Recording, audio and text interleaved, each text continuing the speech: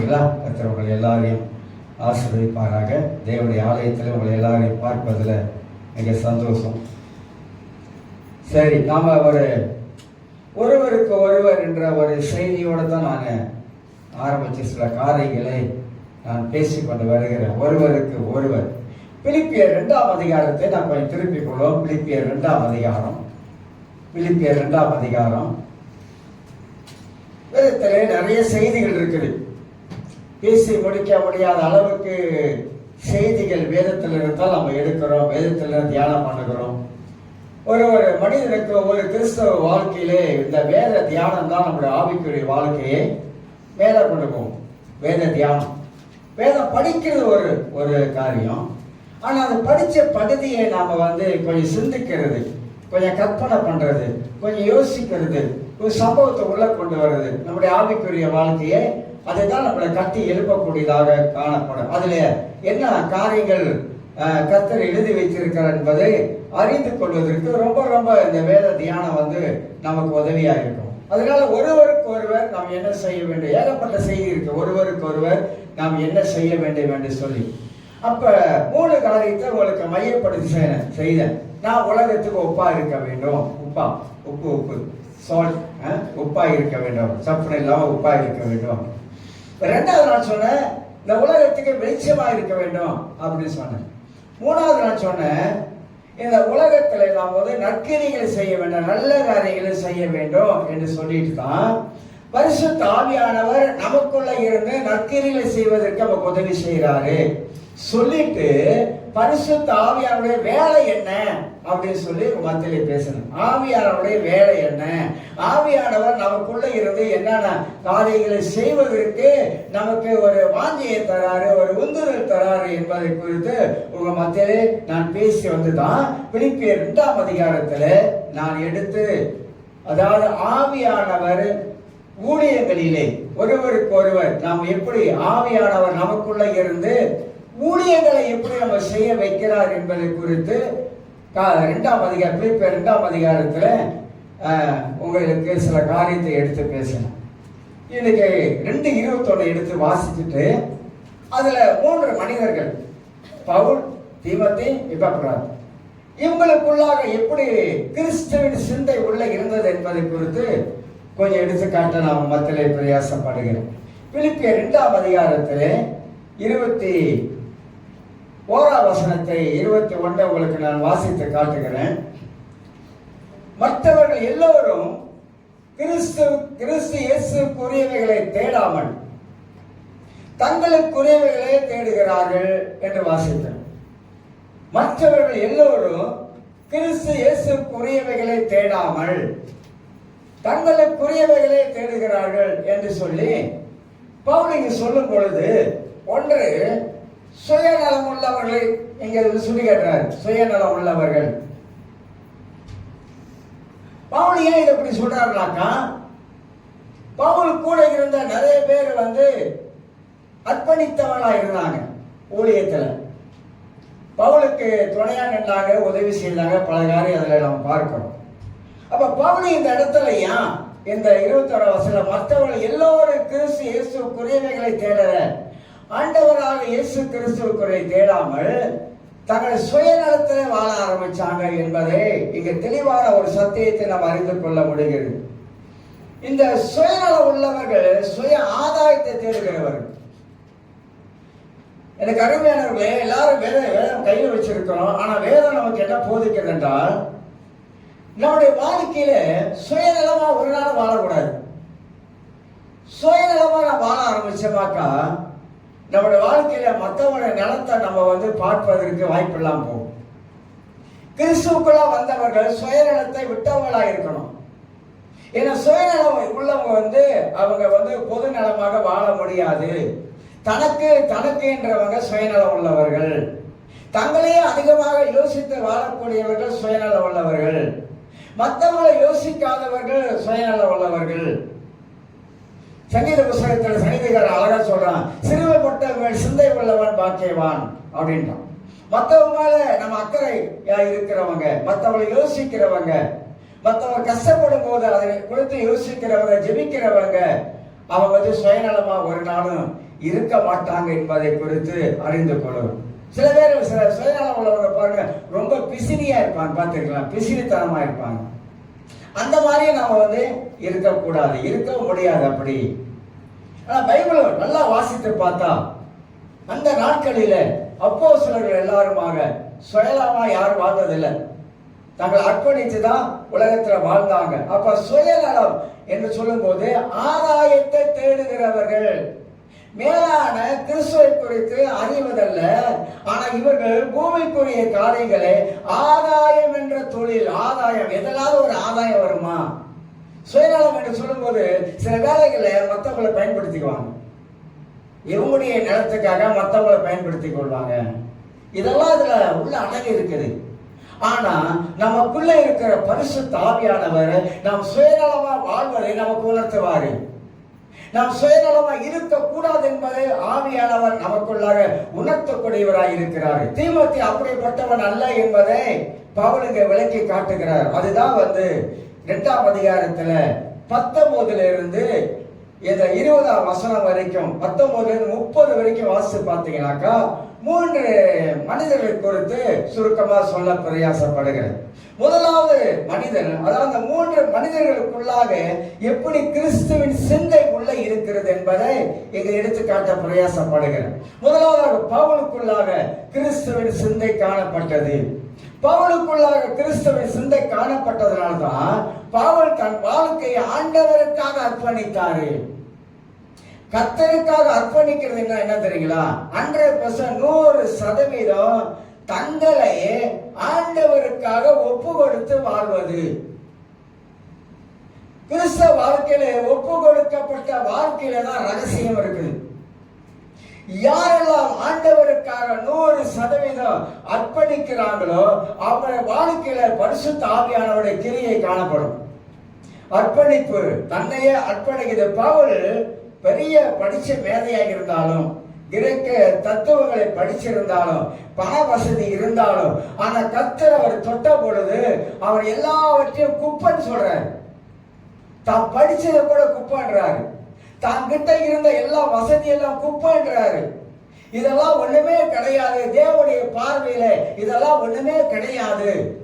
நான் பெஞ்சமின் கோத்திரத்துல நான் பிறந்து வந்தாலும், ஆனா இப்போது கிறிஸ்து எனக்குள்ள இருக்கிறதுனால இதெல்லாம் நான் பார்க்கும் பொழுது அவருக்கு முன்பதாக ஒண்ணுமே இல்லைன்னு சொல்றாரு. இதுதான் தன்னுடைய வாழ்க்கையில 100க்கு 100% தங்களை அர்ப்பணித்து வாழுகிற வாழ்க்கை என்று நாம் அறிந்து கொள்ள வேண்டும். வாழ்க்கையை அர்ப்பணிக்கிறங்க. ஒரு குழந்தை பிறந்த உடனே ஆலயத்துல பிரதிஷ்டை பண்ணுகிறோம். என்ன சொல்லி பிரதிஷ்டை பண்ணுகிறோம்? அந்த குழந்தை இந்த பூமியிலே நல்லா வளர்வதற்கு ஆண்டவரிடத்துல ஒப்பு கொடுக்கிறோம். ஒப்பு கொடுக்கப்பட்ட மாதிரி குழந்தை வளருதா? இல்ல, அதுதான் பிரதிஷ்டை. அப்ப நம்ம எல்லாருமாக ஆண்டவருக்கு பிரதிஷ்டை பண்ணப்பட்டிருக்கோம். பழைய ஏற்பாட்டில் அப்படி செஞ்சாங்க. புதிய ஏற்பாட்டில் ஊழியர்களாகிய அப்போஸ்தலர்கள் அர்ப்பணிப்பு, அர்ப்பணிப்பு. உலக ஆசைக்கு அவர்கள் யாருமே அடிப்படையில, பணத்துக்கு யாரும் அடிப்படையில. அவருடைய நோக்கம் என்ன? அவங்களுக்குள்ள இருந்த தரிசனம் என்ன? அவங்களுக்குள்ள இருந்த பாரம் என்ன? அவங்களுடைய கண்ணீர் என்ன? ஆத்தும ஆதாயமா இருந்தது. தேவர் ராஜ்யத்தை இந்த உலகத்தில் ஸ்தாபிக்க வேண்டும். தேவர் ராஜ்யத்தில் சுவிசேஷத்தை மக்களுக்கு அறிவிக்க வேண்டும். அது ராஜாவாக இருந்தாலும் சரிதான், ஏழையாக இருந்தாலும் சரிதான், கிராமங்கள் தோறும் பட்டணங்கள் தோறும் உள்ளே புகுந்து அவர்கள் தேவனுடைய ராஜ்யத்தில் சுவிசேஷத்தை மக்களுக்கு அறிவித்து ஆத்தும அறுவடைக்குள்ளாக கொண்டு வந்தார். அதுவே அவங்களுக்கு தரிசனமாக இருந்தது. அதுவே அவங்களுடைய வாழ்க்கையில அர்ப்பணிக்கப்பட்ட அர்ப்பணிப்பாய் காணப்பட்டது. எதிர்ப்புகள் இருந்தது, போராட்டங்கள் இருந்தது, அடிதடி இதெல்லாம் இவன் வாழ்க்கையில் இருந்தது.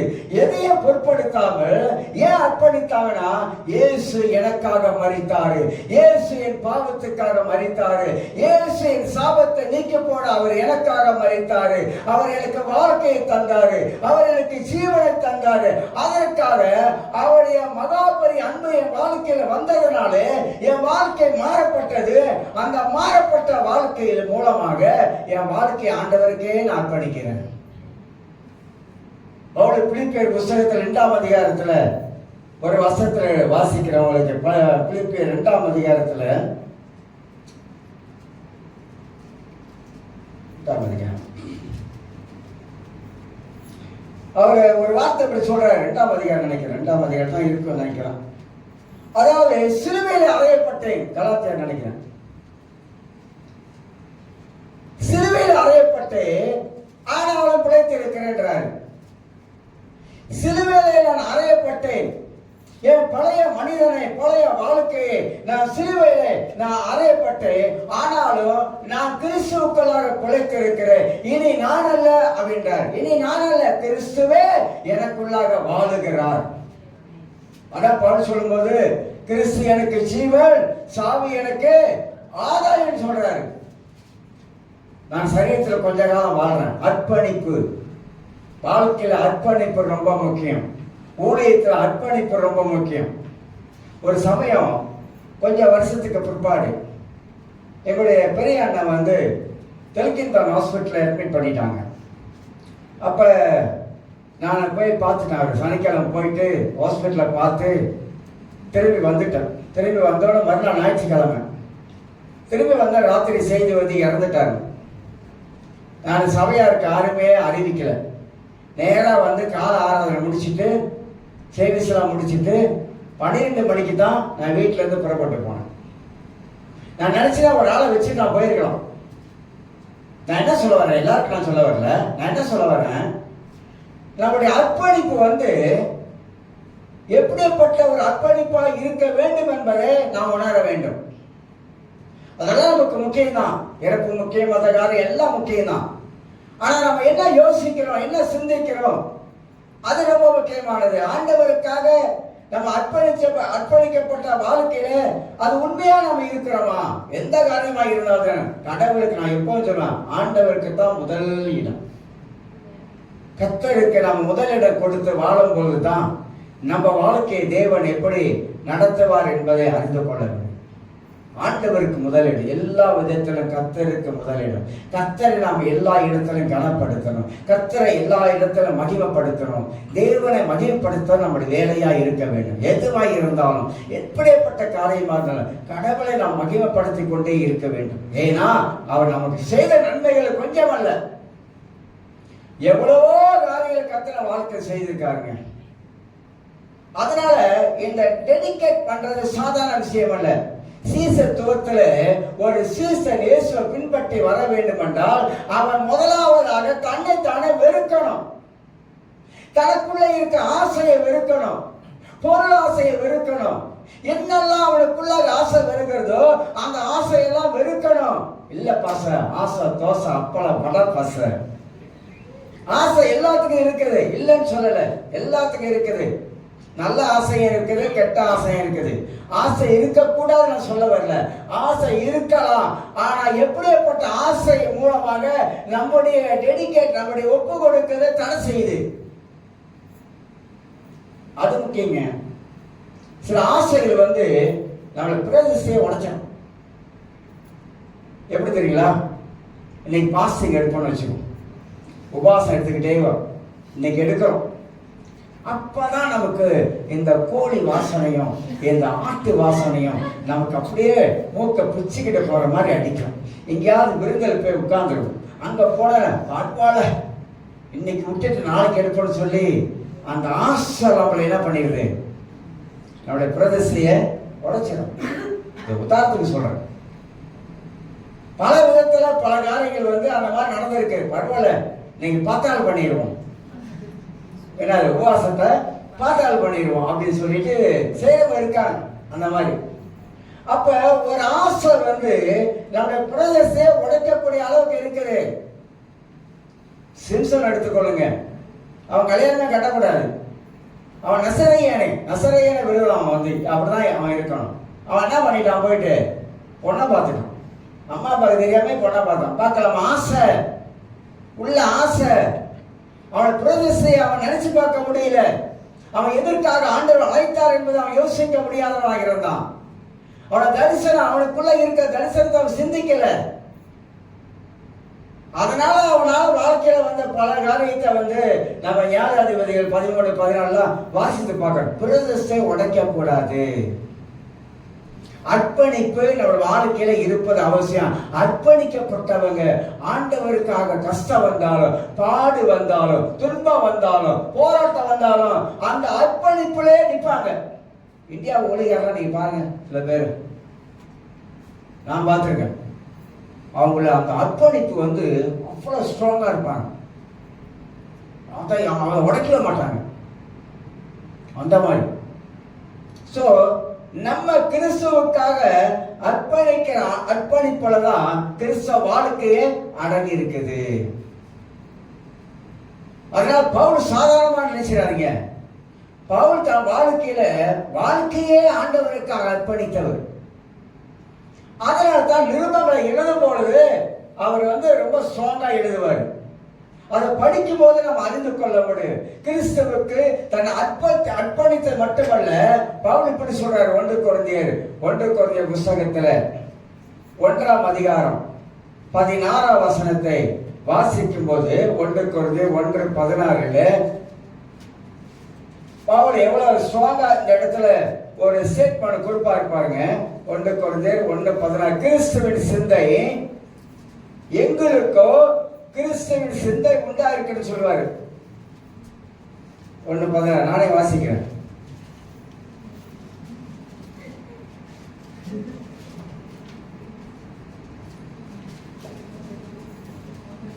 கர்த்தருக்கு போதிக்கத்தக்கதாக அவருடைய சிந்தையை அறியத்தக்கவன் யார்? எங்களுக்கோ கிறிஸ்துவின் சிந்தை உண்டாயிருக்கிறது. இந்த 16 வந்து மேல 15ஆம் வசனத்தை வாசித்து பார்த்தீங்கன்னா கீழே 16 பதில் கொடுக்குது. எல்லா 16 பதில் கொடுக்குதுனாக்கா, ஆவிக்குரியவன் எல்லாவற்றையும் ஆராய்ந்து நிதானிக்கிறான், ஆனாலும் அவன் மற்ற ஒருவனாலும் ஆராய்ந்து நிதானிக்கப்படான். எங்களுக்கோ கிறிஸ்துவின் சிந்தை இருக்கிறது. ஆவிக்குரிய ஒரு மனிதனுக்கு கிறிஸ்துவின் சிந்தை நிச்சயமா இருக்கும். கிறிஸ்துவின் சிந்தை உள்ளவங்க கிறிஸ்துவ போலதான் யோசிப்பாங்க. கிறிஸ்துவ சிந்தை உள்ளவங்க கிறிஸ்துவ போலதான் அவங்க வாழ்க்கையில எண்ணங்கள் வந்து கொண்டே இருக்கும். கிறிஸ்துவின் சிந்தை நமக்குள்ள இருந்துச்சுன்னா வேற சிந்தைக்கு நம்ம இடமே கொடுக்க மாட்டோம். ஆண்டவர் எப்படியெல்லாம் அவருடைய மனதுக்குள்ள எண்ணத்துக்குள்ளாக காரியத்தை வைத்திருப்பாரு. ஒரு ஆவிக்குரிய மனிதனாக இருந்து நாம என்னவெல்லாம் சிந்திக்கிறோம். ஒரு ஆவிக்குரிய மனிதனாக இருந்து எல்லாமெல்லாம் நான் யோசிக்கிறோம். நல்லதை யோசிக்கிறோமா, தவறானதை யோசிக்கிறோமா? ஒரு ஆள் சேர ஆளோடு பொறுத்து தாங்க நம்முடைய வாழ்க்கையே இருக்குது. யாரோடு சேருகிறோம் என்பதை பொறுத்து தான் நம்முடைய வாழ்க்கையே இருக்குது. நாம சேரக்கூடாத ஒரு ஆள் சேர்ந்துட்டோமாக்கா நம்முடைய வாழ்க்கை திசை திருப்பறதுக்கு 100% சான்சஸ் இருக்கு. ஒரு நல்ல மனிதனோட கூட நீங்க பழகினீங்கன்னா, நல்ல வார்த்தைகளை கேட்கக்கூடிய மனிதனோட பேசுனீங்கன்னா பழகினீங்கன்னாக்கா உங்களுக்கு அதே மாதிரியான காரியம் உங்களுக்குள்ள வரும். சேர ஆவியை பொறுத்தது. நீங்க ஒரு குறை பேசுற கூட ஆளோட கூட நீங்க சேர ஆரம்பிச்சீங்கன்னாக்கா அந்த குறை பேசுகிற ஆவி உங்களை டேக் ஓவர் பண்ணும். நிச்சயமா சொல்றேன், 100% சொல்றேன், உங்களை டேக் ஓவர் பண்ணிடும். நல்லா இருந்தா நீங்க கெட்டு போயிருவீங்க. நல்லா இருந்தா நீங்க பேசப்படாத பேச ஆரம்பிப்பீங்க. நல்லா இருந்தா நீங்க தேவையில்லாத சிந்திக்க ஆரம்பிப்பீங்க. இதுக்கு முன்ன அப்படி இல்லை, ஆனா மாறிட்டீங்க. இப்ப ஏன் சேர்ந்த ஆளு? கிறிஸ்தவ உலகத்திலே நாம் யாரோடு பழகிறோம், யாரோடு சேருகிறோம், எப்படிப்பட்ட ஆளோடு கூட நெருக்கமா இருக்கிறோம் என்பதுதான் முக்கியம். ரொம்ப ரொம்ப முக்கியம். நான் இதுல நிறைய படிச்சுக்கிட்டேன், நிறைய கற்றுக்கொண்டேன். கர்த்தரே கற்றுக் கொடுத்தார். நல்ல வார்த்தைகளை எப்படி நம்ம பேச பழகணும், நல்ல வார்த்தைகள், நல்ல சிந்தனைகளை எப்படி உருவாக்கி வைத்துக் கொள்ள வேண்டும், நல்லதே எப்படி யோசிக்க ஆரம்பிக்க வேண்டும். வேதத்தின் வசனத்தின் மூலமாக நாம எப்படி நல்லதே யோசிக்க, நல்ல காரியத்தை மனதுக்குள்ள கொண்டு வந்தா நான் சொல்றேன் 100% நீங்க ஆரோக்கியமா இருப்பீங்க. ஏன்னா உன் மனதுக்குள்ள இருப்பதெல்லாம் நல்ல விஷயங்களை உள்ள வச்சிருக்கீங்க. அந்த நல்ல விஷயங்கள் நம்ம சரீரத்துக்கு அந்த அளவுக்கு சுகத்தை கொண்டு வரும். நீங்க மருத்துவ பிரகாரம் நீங்க பார்த்தீங்கன்னா, அல்லது சைக்காலஜி பிரகாரம் நீங்க பார்த்தீங்கன்னா, ஒரு ஆள் எப்படியெல்லாம் பாதிக்கப்படுறாங்க, மென்டாலிட்டியே அவங்க எப்படி பாதிக்கப்படுறாங்க, அவங்க மனதில் எப்படி பாதிக்கப்படுது, அவங்களோட உள்ளே எதனால பாதிக்கப்படுது, எதனால அதிகமாக கோபம் அவங்களுக்கு உண்டாகுது, அந்த கோபம் வர்றதுனால அவங்களோட சரீர உறுப்பெல்லாம் எந்த அளவுக்கு பாதிப்பு உண்டாகுது. நீங்க இதெல்லாம் படிக்கணும், தெரிஞ்சுக்கணும். இதெல்லாம் பிசிக்கலா தெரியணும் நமக்கு இதெல்லாம். அப்ப சரீரம் எந்த விதத்துல நமக்கு பாதிப்பு உண்டாகிறதுக்கு என்னென்ன காரியம் நமக்குள்ளாக வேலை செய்யுது, கிரியை செய்யுது, அதெல்லாத்தையும் ஒதுக்கிட்டு நீங்க கடவுளுடைய வார்த்தையை மட்டும் கொஞ்சம் மனதில் போட்டுட்டு எல்லாத்தையும் விட்டுட்டு நீங்க தேவனை சார்ந்து தேவ சிந்தைக்குள்ள பாருங்க, நீங்க ஆரோக்கியமா இருப்பீங்க. பிரஷர் கூட இறங்கிடும். இப்ப எனக்கு எல்லாம் இறங்கிடுச்சு, நோமல் ஆயிடுச்சு. ஆமா, உண்மைதான். ஏன்னா ஓவரா நம்ம யோசிக்கிறதும் பிரச்சனை தான். அளவுக்கு மிஞ்சி யோசிக்கவும் கூடாதுங்க, வேண்டாங்க, வேண்டவே வேண்டாம். அளவுக்கு மிஞ்சி யோசித்தா பின்னால வழி வருது. அதனால கொஞ்சம் சந்தோஷமா வாழுவோம். வாழறது கொஞ்சம் சந்தோஷமா இருப்போம், மகிழ்ச்சியா இருப்போம், எல்லா இடத்துல மகிழ்ச்சியா இருப்போம். சாப்பிடுவோம், நல்லா சாப்பிடுவோம், இருக்க நாள் வரைக்கும் நல்லா சாப்பிடுவோம். எல்லாம் யோசிக்கிறாங்க.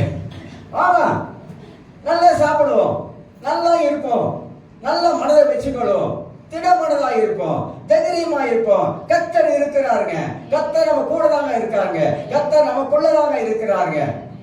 ஏங்க நம்ம கண்டதையும் கொடுத்து நம்ம யோசிக்கிறோம்? விட்டுறணுங்க. என்னையும் சேர்த்தான் சொல்றேன். வாழ்ந்து இருப்போம், இயேசுவுக்காக வாழ்ந்து இருப்போம், ஆண்டவருக்காக ஓடுவோம். அதுதான் நம்முடைய மனதில் ஒரு லட்சியமா இருக்கணும். வாழ்வது இயேசுவுக்காக, சாவது இயேசுவுக்காக, உழைப்பது இயேசுவுக்காக, எல்லாம் இயேசுவுக்காகவே நாம் இந்த உலகத்துல வாழ்வது அவசியமா இருக்குது. அதனால பவுல் கிறிஸ்துவின் சிந்தை உடையவராக இருக்கிறாரு, எங்களுக்கோ கிறிஸ்துவின் சிந்தை இருக்கிறது என்று சொல்லி பேச ஆரம்பிக்கிறார். ஏன்னா இயேசுவின் போதனை மூலமாகத்தான் நமக்கு கிறிஸ்துவின் சிந்தை உண்டாகும். எதெல்லாம் நமக்கு எதிராக வருகிறதோ அதெல்லாம் அடிச்சிடணும், அதெல்லாம் உள்ள கொண்டு வரக்கூடாது. எதெல்லாம் எதிராக வருது, வசனத்துக்கு எதெல்லாம் வருது, அதெல்லாம் இயேசுவின் நாமத்தினால எடுத்து அடிச்சமாக்கா நம்மளை விட்டு ஓடிடும். விட்டீங்கனாக்கா நமக்குள்ள நுழைஞ்சிரும். உள்ள நுழைஞ்சினா வேலை செய்ய ஆரம்பிக்கும். மனதை பாதுகாக்கணும், மனதை பாதுகாக்கணும். அது பாதுகாத்தா நம்ம சரீரம் நல்லா செழிப்பாக ஆரோக்கியமாக இருக்கும் என்பதை நாம் விளங்கிக் கொள்ளலாம். நீங்கள் யோவானுக்கு எழுதிய சுவிசேஷம் 1ஆம் அதிகாரத்திலே, யோவான் 1ஆம் அதிகாரம் 18ஆம் வசனத்தை வாசிக்கும் போது இயேசு அவருடைய சிந்தையை நமக்கு வெளிப்படுத்தி காட்டுகிறார். எப்படி இயேசு அவருக்குள்ள இருக்கிற சிந்தையை நமக்கு வெளிப்படுத்தி காட்டுகிறார். அவர் எப்படிப்பட்ட சிந்தை உள்ளவராக உலகத்தில் இருந்தார் என்பதை நமக்கு வெளிப்படுத்தி காட்டுகிறார். நீங்க படிச்சு பார்த்தீங்கன்னா உங்களுக்கு அங்கே நாம் புரிந்து கொள்ள முடியும். எப்படி வெளிப்படுத்தி காட்டுகிறார்? அவருக்குள்ளாக தேவனுடைய ஞானம் எப்படி இருக்கிறது வெளிப்படுத்தி காட்டுகிறார். கடவுள் எவ்வளவு தேவ ஞானம் உள்ளவராக இருக்கிறார் அதை நமக்கு வெளிப்படுத்தி காட்டுகிறாரு. இரண்டாவது, தேவனை அறிகிற அறிவை, தேவ அறிவை அவர் வெளிப்படுத்தி காட்டுகிறாரு. எப்படிங்க காட்டுறாரு? உலகத்தை ஆண்டவர் உண்டாக்குனாரு, எதன் மூலமா உண்டாக்குனாரு? வார்த்தையின் மூலமா. அந்த வார்த்தையில எவ்வளவு வல்லமை இருக்கு என்பதை ஆண்டவர் வெளிப்படுத்தி காட்டுறாரு. உலகத்தை உண்டாக்கும் போது தேவன் எவ்வளவு சர்வ ஞானம் உள்ளவர் என்பதை வெளிப்படுத்தி காட்டுறாரு. அவருக்குள்ள இருக்கிற தெய்வீக அறிவை வெளிப்படுத்தி காட்டுறாரு. இதெல்லாம் ஆண்டவர் கிறிஸ்துவுக்குள்ளாக தெய்வ ஞானம், தெய்வ அறிவு, தேவன் அறிகிற அறிவு, தேவனை விளங்கிக் கொள்ள காரியம், தேவன் என்னென்ன காரியங்கள் செய்திருக்கிறார், செய்து கொண்டு வருகிறார் என்பதை நமக்கு தெளிவாக காட்டுகிறார். நாம் கடவுளை அறிந்தவர்களாக வாழுகிறோம், அறிந்து கொண்டே வாழுகிறோம். அவர் எப்படிப்பட்டவராக இருக்கிறார் என்பதை நாம் அறிந்திருக்கிறோம். அவர் எவ்வளவு சர்வ வல்லமை உள்ளவர் என்பதை அறிந்திருக்கிறோம்.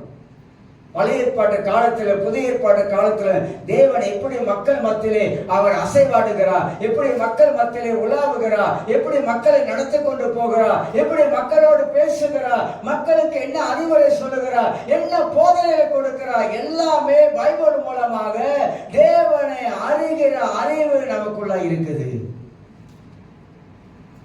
உலகத்திலே நம்ம தேவன் தான் தேவன், நம்ம தேவன் தான் பரிசுத்தம் உள்ள தேவன், நம்ம தேவன் தான் நம்முடைய வாழ்க்கையை மாற்றுகிற தேவன், நம்ம தேவன் தான் நம்மளை வாழ வைக்கிற தேவன், நம்ம தேவன் தான் நம்ம பாவத்தை மன்னித்த தேவன், நம்ம தேவன் தான் நம்முடைய சாபத்தை நீக்கி போட்ட தேவன், நம்ம தேவன் தான் மீண்டுமாக இந்த உலகத்தில் வரப்போகிற தேவாதி தேவன், வேற யாருமே. அந்த தேவனை நாம் அறிய அறிய அறிய நமக்குள்ளாக கிறிஸ்துவின் சிந்தை அந்த அளவுக்கு நமக்குள்ளாக இருக்கும் என்பதை நாம் அறிந்து கொள்ள முடியும். ஆக வேதமே நமக்கு தேவ சிந்தையோ தேவனுடைய ஞானத்தையோ அவரை அறிகிற அறிவையோ நமக்கு கொண்டு வருது. அதனால்தான் 1 கொரிந்தியர் 1:15 ஆவிக்குரிய மனிதன் ஆவிக்குரிய சிந்தை உள்ளவன். ஆவிக்குரிய மனிதருக்கு இந்த கிறிஸ்துவின் சிந்தை எப்போதுமே இருந்து கொண்டே இருக்க வேண்டும். இது பவுல் வாழ்க்கையில காணப்பட்ட கிறிஸ்துவின் சிந்தை குறித்து நாம் பார்க்கிறோம். இரண்டாவது ஒரு காரியத்தில் உங்களுக்கு நான் சொல்லுகிறேன். ஏன்னா கிறிஸ்துவின் சிந்தையாகப்பட்டது தெளிவுள்ளதாக இருப்பாங்க. யாருக்கெல்லாம் இயேசுவோட சிந்தை இருக்குதோ அவங்க வாழ்க்கையில, கிறிஸ்துவ வாழ்க்கையில ரொம்ப தெளிவா இருப்பாங்க, ரொம்ப நிதானமா இருப்பாங்க, ரொம்ப நிதானமா பேசுவாங்க. கிறிஸ்துவின் சிந்தை உள்ளவங்க நல்லது கெட்டது அவங்க வாழ்க்கையில நன்றாக அறிந்து கொள்வாங்க. எதை வாழ்க்கையில கேட்கணும், எதை வாழ்க்கையில கேட்க கூடாது என்பது அறிந்திருப்பாங்க. அவசரப்பட மாட்டாங்க, அவசரமா எதையும் பேச மாட்டாங்க, பதறி கூட பேச மாட்டாங்க. அந்த அளவுக்கு அமைதியா இருப்பாங்க, பொறுமையா இருப்பாங்க, காத்திருப்பாங்க, தேவ சமூகத்தில் ஜெபிக்க ஆரம்பிப்பாங்க, கர்த்தருடைய வார்த்தைக்காக காத்திருப்பாங்க, பொறுமையா இருப்பாங்க. இதெல்லாம் இந்த கிறிஸ்துவின் சிந்தைக்குள்ளாக இருக்கிற காரியங்கள். ஆனா இந்த கிறிஸ்துவ சிந்தை மாறாதவர்கள் வெற்றி வாழ்க்கை வாழவே முடியாது. இங்கதான் வெற்றி வாழ்க்கை இருக்கு. இதை மாற மாற மனித வாழ்க்கையில வெற்றி வாழ்க்கையை ஆண்டவர் நமக்கு தருகிறவராக இருக்க.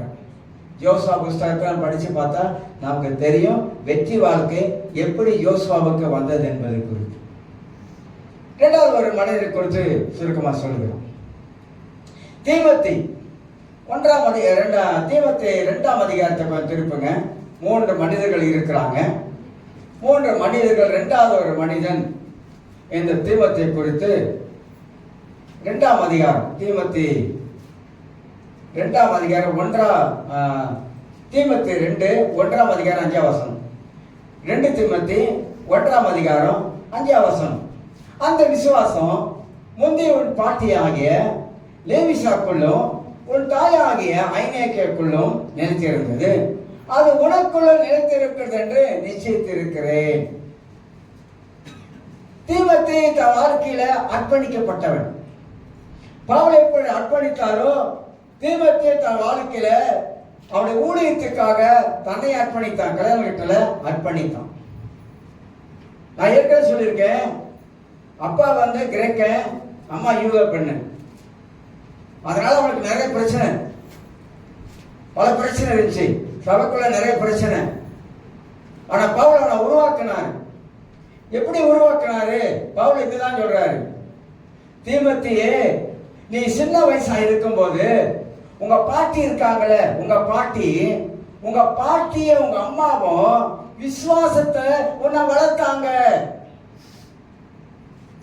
தீமோத்தேயு எப்படி வளர்க்கப்பட்டா?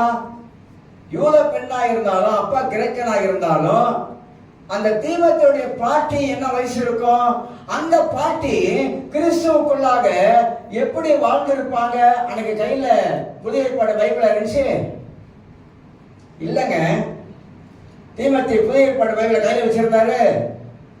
பழைய ஏற்பாடு தான் இருந்துச்சு, அந்த 5 தோரான்ற புஸ்தகம்.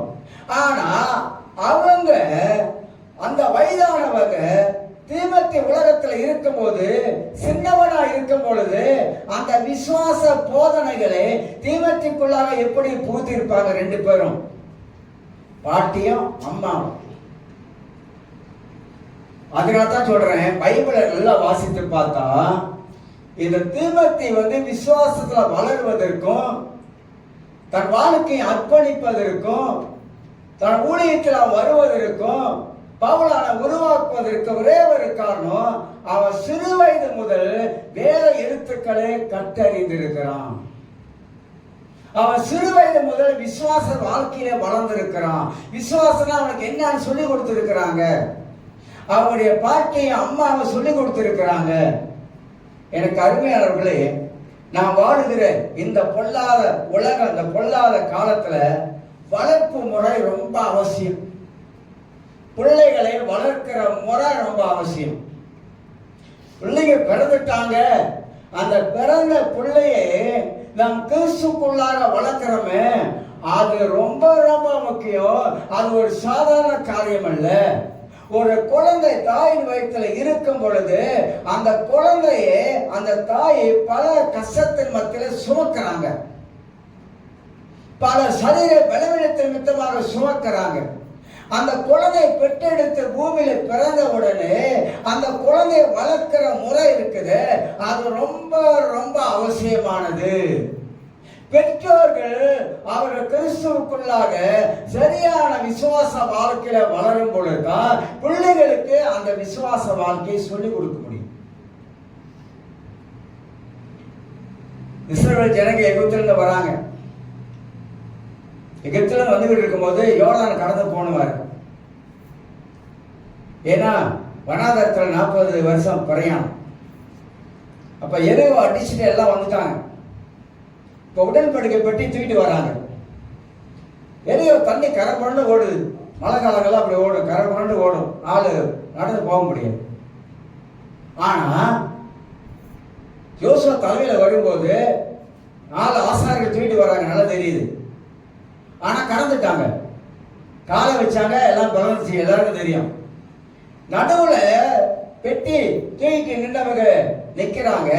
சில ஜனங்கள்லாம் கடந்து போயிட்டாங்க. போன பிற்பாடு யோசுவா சொல்றாரு, ஆளுக்கு ஒரு கல்லு, என்னது ஒரு கல்லு, ஒரு கோத்திரத்துக்கு ஒரு கல்லு நீங்க கொண்டாந்து மேல வைங்கன்றார். குவியலா குவிங்க. ஏன்னா எங்கள் தேவன் இந்த யோர்தானை கடக்க வைத்தார் என்பது எங்க பிள்ளைகளுக்கு தெரியணும். யூதர்கள் அந்த காலத்திலிருந்து கர்த்தர் என்னென்ன அற்புதங்கள் செய்தாரோ தங்க பிள்ளைகளுக்கு சொல்லுவாங்க. எங்க தேவன் இப்படிலாம் கடந்து வந்தாரு. பிள்ளைகளுக்கு கடவுளை அறிகிற அறிவை அவங்க ஊட்டி விட்டானுங்க. அந்த பிள்ளைகள் அதை கேட்டு, அப்படியா, எங்கெல்லாம் எங்க தகப்பனார் எங்க அம்மா ஆராதிக்கிற ஆண்டவர் இவ்வளவு வல்லமையான தேவனா அப்படின்னு விசுவாசிப்பதற்காக, நம்புவதற்காக பிள்ளைகளை அப்படியே வளர்த்து வந்தாங்க. அப்ப நம்ம வளர்ப்பு ரொம்ப முக்கியங்க. பிள்ளைகள் வளர்ப்பு ரொம்ப ரொம்ப அவசியம். பிள்ளைகளை நம்ம கண்டிக்க வேண்டிய நேரத்தில் நிச்சயமா கண்டித்தான் ஆகணும்.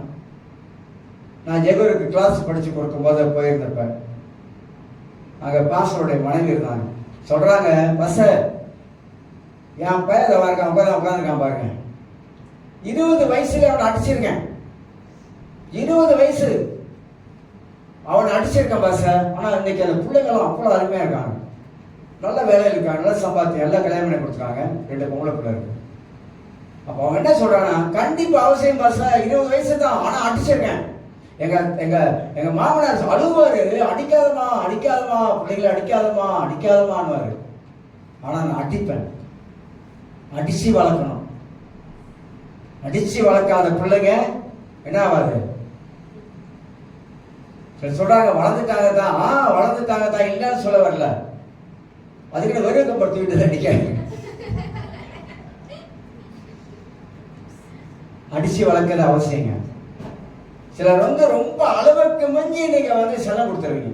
தப்பு. செல்லம் கொடுக்கணும், நேசிக்கணும், எல்லாம் இருக்குது, இல்லைன்னு சொல்ல. கண்டிப்பா அவசியம்.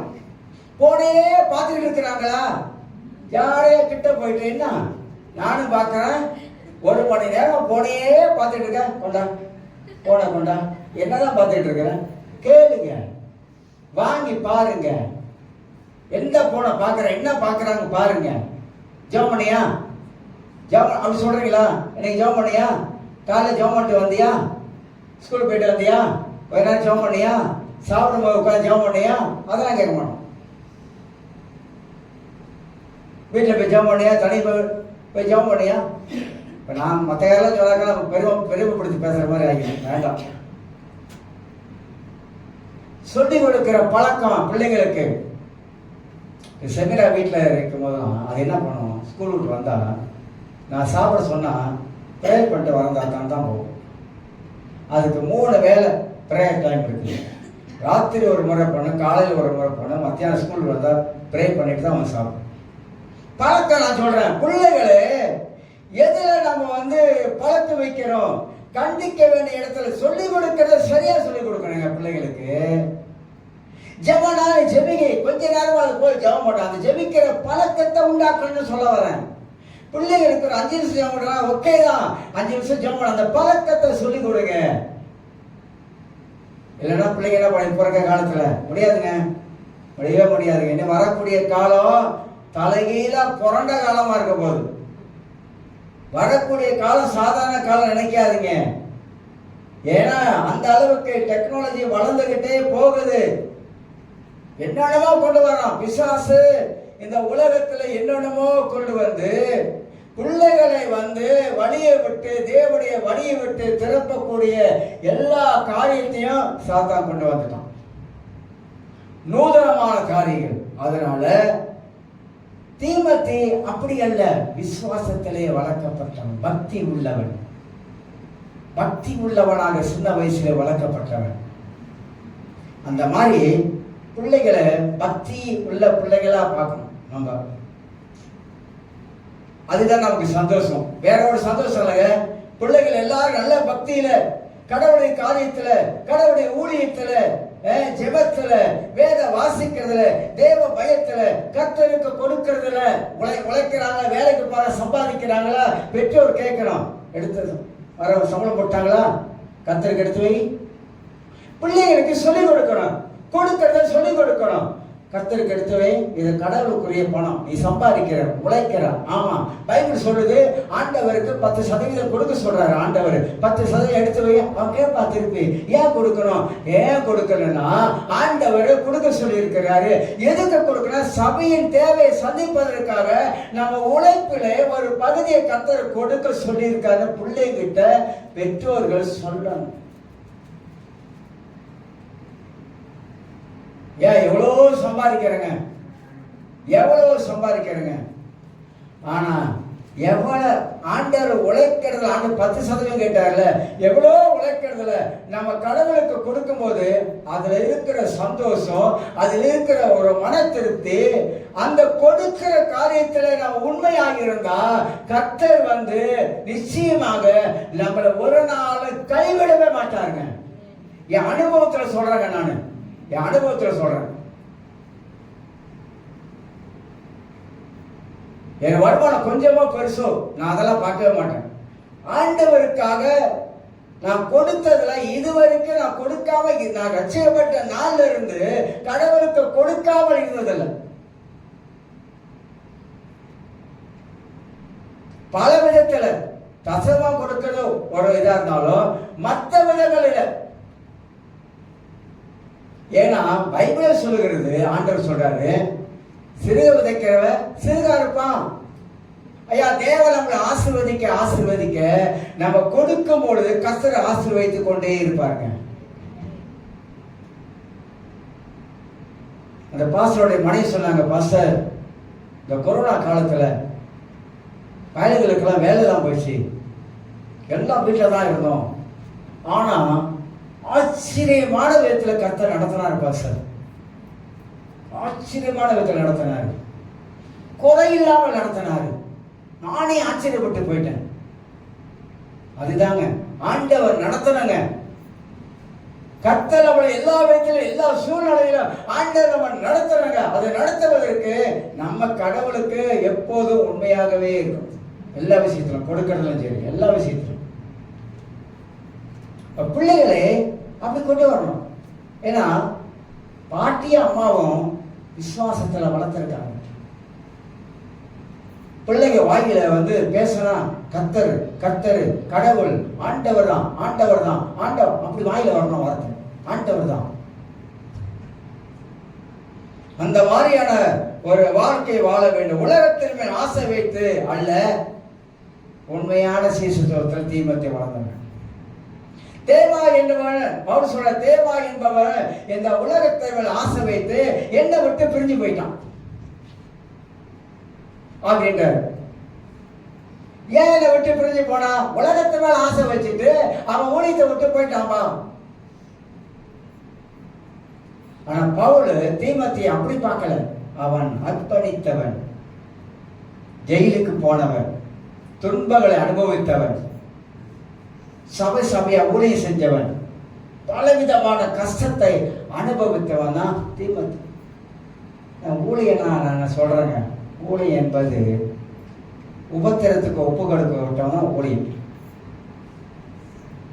சொகுசா வாழ நினைக்கிறாங்க தெரியுங்களா? தப்பு. அதுதான் ஊழியக்காரன் எப்போது சொகுசா இருக்குன்னு நினைக்கவே கூடாது. அது கர்த்தரா கொடுப்பாரு. கர்த்தர் நமக்கு நன்மை தருவார். சோறு இருக்கு, அப்புறம் என்ன?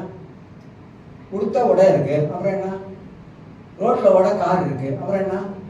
ஒரு வீடு இருக்கு, அப்புறம் என்ன? இன்னும் வேணும், இன்னும் வேணும், இன்னும் வேணும். ஏன் வயலை குட்டிக்குவா கேட்குறாரு.